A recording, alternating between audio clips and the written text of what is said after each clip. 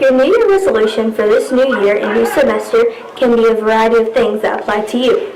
Here's a process you can use to make a good goal. There is a SMART process of setting goals. It's an easy to remember because it's an acronym, SMART. A SMART goal is specific, measurable, achievable, relevant, and time-bound. Make sure that it's specific and not too vague. You need to be able to track how well you are doing to achieve your goal. It needs to be something that you can know or able to do. It can't be so difficult that you struggle to do something that will take too long. You need to set a specific amount of time to do it in. If you think that you have more time than you need to complete your goal, you need to shorten or lengthen the time that you stick to your goal.